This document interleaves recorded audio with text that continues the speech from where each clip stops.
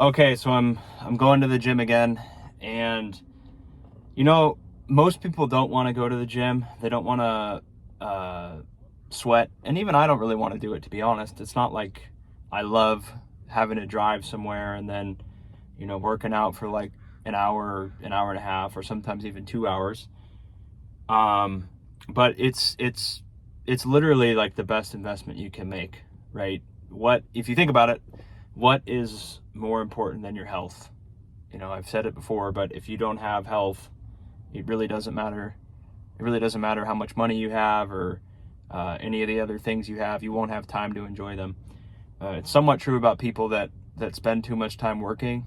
If you spend all your time working, unless you really love to work, you're going to end up with, not a lot of free time, and your health might suffer because you're spending too much time working.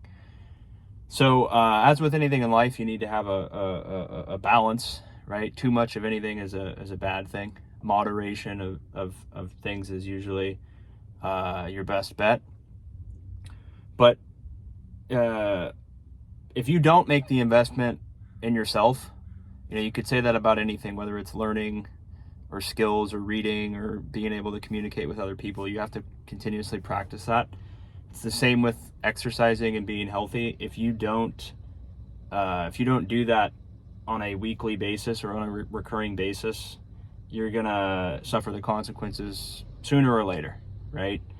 Lots of people are obese in this country because the food is so bad, but you can try to offset that by, having a exercise routine or a regiment where you're doing that. And again, if you get into a routine where you're just not doing it, you're gonna pay the consequences one way or the other, right?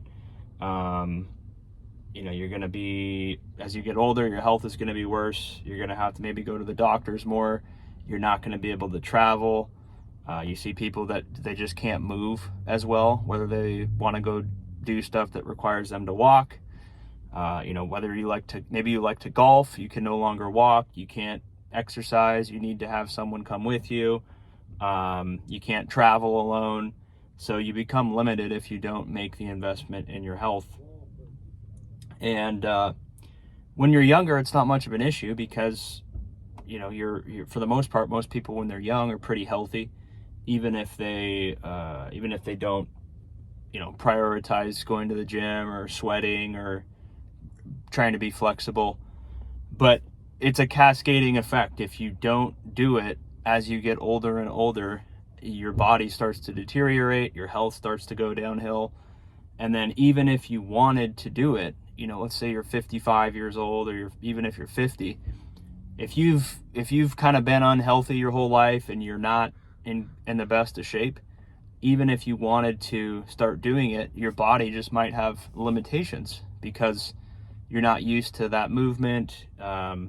You can only really do so much before your body starts to hurt, versus someone who's maybe 25 years old or 30 years old and they've spent the last 10 or 20 years of their life, being diligent and working out and, stretching and running occasionally and trying to be healthy, right? If you do that for an extended period of time, you're gonna get older and you're gonna have a much better chance at being healthy as you get older. Now that's not perfect. There's still plenty of people that make the investment in going to the gym 5, 6, 7, 8 hours a week, maybe, and they end up getting sick or they end up dying young anyway.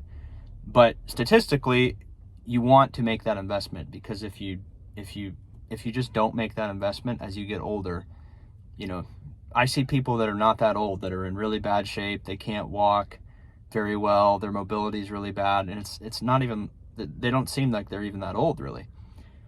So you're going to help yourself out by doing that.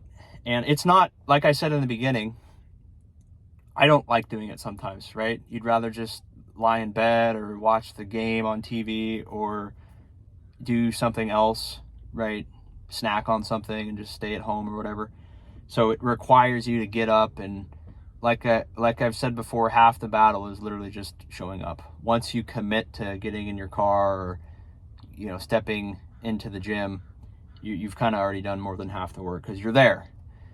And that's for a lot of people, that's the hard part. So many people that go to the gym, right, they have a gym membership, like they're paying for it, but they just don't go. So they want to know that they could go, but they don't go, right? But they have the membership and they're still paying for it. So that would be my advice to everyone. You know, you might think you're okay now. And I know people that are a little bit older and they always say that they should work out, or they always say, they're like, oh, I know I need to be healthier. I know I need to be healthier. I know I should be exercising more. I know I should be eating better. But they never change, right? They just continue to do the bad behavior that they're doing because that's what they're used to. And the reason they do it is because they haven't been taxed yet. They haven't really felt the consequence of their actions. They're still able to be relatively mobile, even though they're maybe overweight and not very healthy. But they're not that old yet. They're 50 or 55 or around that age. I'm saying as you get into your 60s and maybe even 70s, if you're not prioritizing your health, you're really going to have a tougher time, you know, maintaining your fitness and your movement and your mobility and your overall health. But so many people just have the wrong habits. They don't prioritize it. They don't make it part of their routine. And once you do make it part of your routine, you know, your body is craving that, right? You know, like for me, I went running, I worked out at home a little bit, but I haven't been to the gym probably in like 10 days. So I was really feeling like I wanted to go because my body was craving that. And I felt like I really needed to go to the gym. If you just never go, though, you don't necessarily feel like you have to go, because to you, running or sweating or, you know, moving around and moving weights around seems like a chore, or it seems like you'd be really sore after doing it. And that's true too. Like I went running for the first time in a few months and I was incredibly sore. So it's kind of like a disincentive. It's like, man, I don't know if I want to do that because my body's going to really hurt after I haven't ran in a while. So a lot of people just say, I don't want to do it. I'm just going to lay on the couch, or I'm just going to maybe do it next week. And they never do it. So that would be my advice to everyone, because you only have one body, and, you know, anyone could die at any time. You could be young, you could get hit by a car, you could just get some disease and not have a lot of time to live. But in general, if you want to give yourself a good chance at, you know, being healthy for a long period of time and just having a good quality of life as you get older, you got to make moving around and exercising it, I would say strenuously, for at least twice a week, whether that's running or going to the gym. You want to be sweating. You want your body to be active, right? It's just like everything else. You have to keep up on, you have to do it to keep up on it, to make sure that your body is healthy and functioning like it should. And if you don't do it, again, you one way or the other, you're going to pay for it, whether that's being sick or whether that's losing your mobility.